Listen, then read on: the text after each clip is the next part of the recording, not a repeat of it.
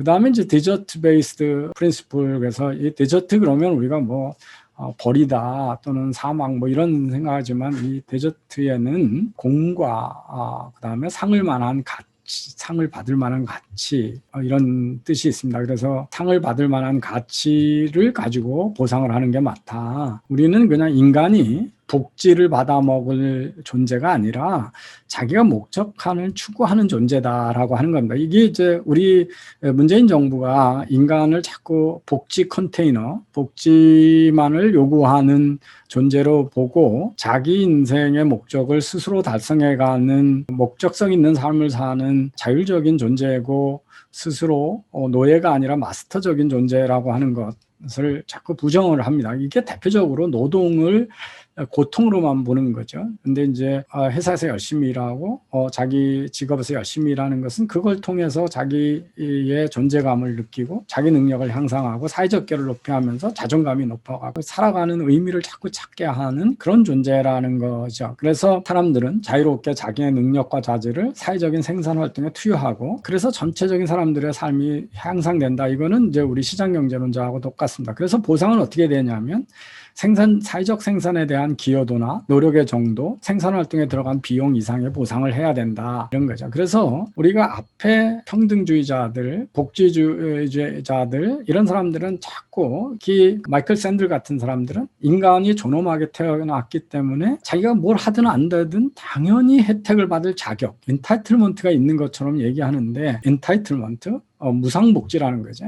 볼등 대한민국에 태어났기 때문에 가난하면 도움을 받아야 될 권리가 있는 것처럼 얘기하고 회사에 들어가면 노력에 상관없이 기본적인 월급은 무조건 받아야 된다. 이런 것들이 다 엔타이틀먼트죠. 그거와 자기가 기여하는 것, 공과에 의한 보상을 구분하자라고 하는 것이 공과 기준의 원칙이고 비교적 시장경제 원칙에 충실하죠. 그런데 구체적으로 들어가면 기여와 노력의 측정이 어렵다는 거죠. 그리고 우리가 운의 평등주의에서 보시다시피 자신의 통제 밖의 요소에 의해서 성과가 높아지는 건데 삼성전자에 가서 휴대폰 만드는 사람이 본인의 노력만으로도 그 많은 이익이 난 거냐? 아니면 삼성전자가 이미 갖고 있는 경쟁력 때문에 자신의 노력이 거기에 결부돼서 나타나는 거냐? 그러면 다시 자신의 노력 통제 밖의 요소의 기여를 어떻게 할 것이냐? 대한민국에 태어났기 때문에 높은 임금을 받는 거 이런 것들인 거죠. 그 다음에 이제 일하는 사람들 간의 분배는 이렇게 하는데 일하지 못하는 사람은 분배는 어떻게 할 거냐 하는 것이 공과 기준으로 만들면 정의로운 사회를 만드는데 사회 전체 정의에 대한 대답이 안 된다 이런 거죠. 이제 자본주의 원칙은 우리들은 우리 자신을 내가 소유하고 있고 나는 국가의 부속물이 아니라는 거죠. 회사는 법인이고 회사 자체로 스스로가 주주의 소유되는 거지 사회의 공유물이 아니라고 하는 겁니다. 그래서 이것은 존 로크가 아주 두 개의 논문에서 잘 얘기했는데 세상은 처음에는 아무도 소유하지 않죠. 그래서 숲속에 가서 개암을 주워왔다. 뭐 과일을 주워왔거나 버섯을 땄다. 그러면 처음에는 아무도 소유하지 있지만 이 다른 사람의 조건을 해치지 않는 다른 사람의 재산이 아닌 것에서 재산권을 침해하지 않는 한 그 노력해서 가져오면 사람들한테 균등하지 않은 소유가 발생하지만 그 자기 소유권은 자기가 권리를 갖게 된다. 왜냐하면 자기가 소유하지 않은 거로부터 소유된 그리고 우리가 많은 물질은 자연이 주는 거로부터 가공을 해서 소유권이 발생하기 때문에 그럴 때 소유권이 가지고 있는 거다 하는 거고요. 그리고 이렇게 다른 사람들의 조건을 악화시키지 않으면서 자신이 노력을 하면 소유권을 갖는 것이 획득하는 것이 그렇게 어렵지 않기 때문에 여러분이 그 회사에 가서 일을 하면 그 돈을 받는 것도 바로 여러분의 노동을 세상의 물질 세계에 적용했기 때문에 직관적으로 적용했기 때문에 여러분한테 돈에 대한 소유권이 생기는 거죠. 이 소유권이 성립하면 자본시장에서 소유와 이전은 자기가 자유롭게 하는 것은 도덕적으로 나쁠 수가 없는 거다. 왜냐하면 소유가 없는 거로부터 내가 소유를 만들었고 그것이 내 것이 됐고 나는 내가 소유하고 있기 때문에 다른 사람의 소유권이나 웰페어를 조건을 해치지 않는 한 그것은 내가 자유롭게 소유하고 이전하는 동안은 도덕적으로 비난할 아무런 이유가 없다라고 하는 거고요. 대표적인 사상가는 로버트 노직입니다. 그래서 1974년에 아나키 스테이트 유토피아적인 자유주의 사상을 한 책을 썼고요. 하이에크가 The Constitution of Liberty에서도 이 자유주의 원칙을 했습니다. 이것은 존 로크의 사상을 아까 말씀드린 대로 확장을 하고 한 것이고 정부로부터 재산권의 보호를 강조하죠. 그런데 이제 다른 사람의 조건을 해치지 않는 한 소유권, 절대적 소유를 가질 수 있는 수단이 무엇인가에 대해서 공격을 하고요. 그다음에 이제 여기서는 소유권을 보호해야 자유가 더 잘 보호된다고 돼 있습니다. 그런데 북구 유럽보다 미국이 더 자유가 보호되어 있느냐, 이런 실질적 결과에 대해서 의문시를 삼고 있고, 그리고 과거의 부정한 소유 문제는 어떻게 해결할 거냐. 이제 우리 사회에서 툭하면 친일파들 후손이 잘 산다, 그때 물려받은 자산으로 잘 산다 그랬을 때 이 과거의 부당한 소유로부터 이전되고 교환되는 거는 어떻게 할 거냐, 이런 거에 대해서 이제 자유주의 원칙의 한계를 지적하고 있습니다. 여러분, 로버트 노직이 마이클 샌들이 아주 이상적인 도덕론, 소위 사람은 누구나 평등하게 태어났기 때문에 운에 의한 부당한 처우를 배제해야 되기 때문에 자본주의에서 성과를 가져가는 것에 대해서 비도덕적이라고 얘기하고 불행하게 태어난 사람들에 대해서 보상을 해줘야 된다, 이런 주장을 하는 거에 대해서 자본주의나 시장의 원리를 모르고 하는 주장에 대해서 마이클 샌들은 참 스투핏하다, 이렇게 아주 직설적으로 비난을 한 적이 있습니다. 그래서 저는 이 도덕적으로 그럴싸한 선비적인 이야기를 하는 분들의 구체적인 그 한계에 대해서 우리 사회가 속지 말고 잘 이해해야 된다는 걸 볼 때 이 로버트 노직이 상당히 직설적인 용어로 얘기를 했습니다. 일부는 이제 페미니즘 프린시플이라고 하는 성의 차별의 문제를, 격차의 문제에 특별하게 봐야 된다라고 하는 주장이 있습니다. 그것은 대단히 타당한데, 출산과 양육에 대해서 남성에 비해서 여성들이 과한 책임을 지고 있고, 시장 경제에서 경제 활동의 시간이 적을 수밖에 없다라고 합니다. 그런데 이제 이런 문제를 하면서 여성에 대한 좋은 처우, 이런 걸 하면 결국은 어떻게 되냐면, 지금 이런 주장들이 사실은 모순된 결과를 가져온다는 거죠. 하나는 뭐냐면, 그래서 여성에 대한 보상을 많이 해주자고 주장을 하는데, 실제는 혜택이 누구한테 들어가냐면 출산과 양육을 하지 않는 여성들한테 더 많이 들어간다는 거죠. 그래서 결혼을 안 하고 직장 생활하는 여성한테만 혜택이 가고, 집에 있는 여성들에 대해서는 그 혜택이 돌아가지 않는, 원래는 출산과 양육에 대해서 불합리하니까 보상을 해줘야 된다라고 하는 문제인데, 실제는 그것이 출산과 양육에 대한 보상이 아니라 여성에 대한 보상으로 갈 경우에는 거꾸로 지금 출산과 양육을 거부하는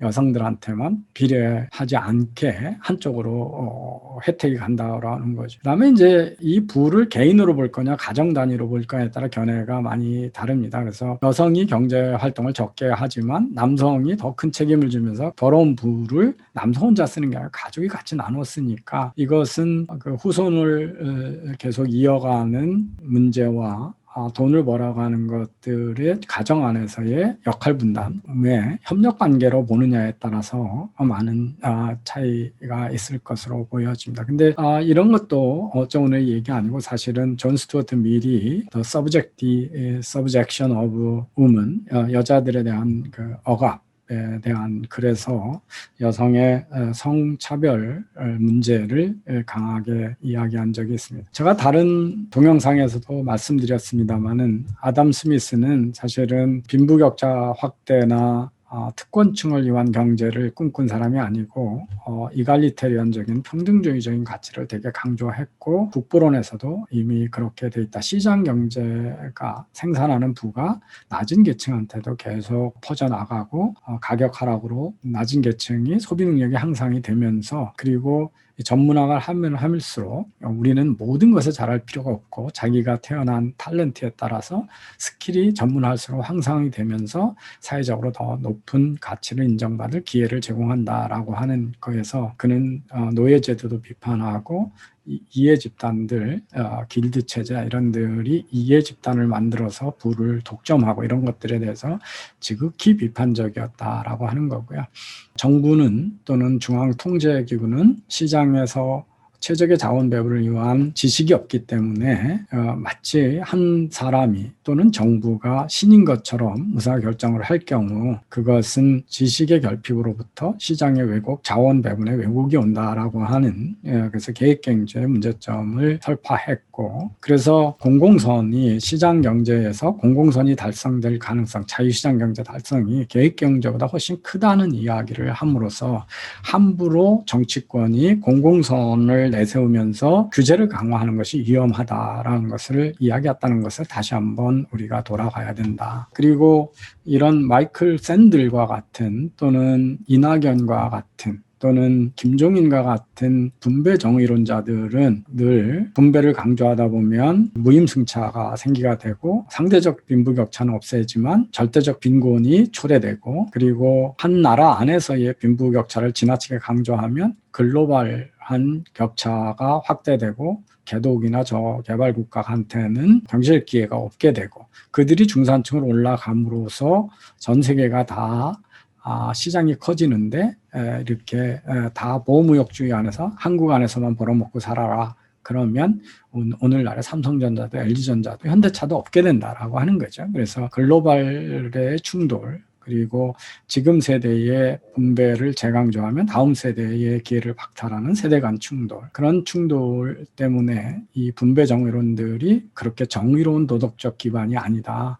이분들은 경제의 선택은 항상 보이는 거가 보이지 않는 것이 있고 긍정효과와 부정효과가 같이 온다라고 하는 사실에 대해서 이해를 못하기 때문에 저런 단순한 논리로, 그리고 그런 자기의 도덕적 기준이 모든 구성원이 흔쾌히 받아들일 수 있는 것처럼, 만약에 사회 시스템을 고치면 그런 오만한 포스트 모더니즘적인 생각이다 하는 거고, 많은 나라들의 재분배 정책은 실제로 문제 해결하는 경우가 듣기 적다. 국가가 쭉 올라가서 경제 발전을 하면 모든 국민들이 교육 수준이 높아지고 그럼으로써 격차가 줄어드는 거지, 재분배에 의해서 줄어드는 것만으로는 한계가 있다라고 하는 거죠. 그래서 북구 유럽의 시장 경제의 소득 격차 같은 게 적고 이런 거에 는 교육 격차가 우리보다 적기 때문이라고 하는 원인도 있다라고 하는 거죠. 그리고 시장 경제와 자본주의는 정말 그들이 얘기하는 것처럼 동물적인 정글이 아니라 이미 소득세와 사회복지정책 그리고 자발적인 기부 행위를 통해서 이런 공동체적인 선을 많이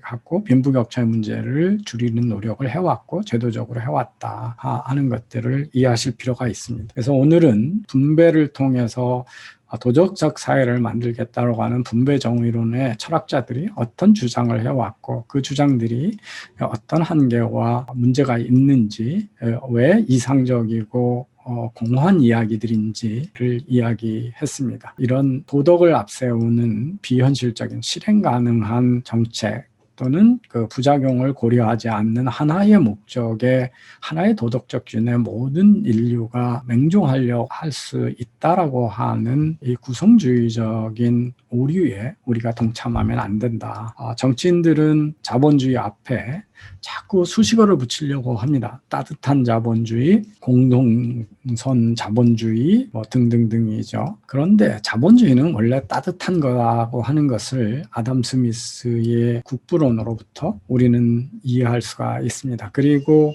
자유시장 경제, 글로벌 자유개방 경제가 우리를 부유롭게 했고 중국, 베트남 사람들을 절대 빈곤에서 벗어나게 했고 세계의 절대 부를 올리면서 글로벌 빈부격차를, 국가 간 격차도 계속 좁혀오고 있다라고 하는 사실을 잊어서는 안 된다. 그들이 얘기하는 것들은 대개는 국내적인 시각 또는 현세 세대의 시각에만 국한된 아주 제한된 시각의 주장들을 하고 있고 대개는 공환관념론이다, 이런 것들을 이해해 주시겠으면 합니다.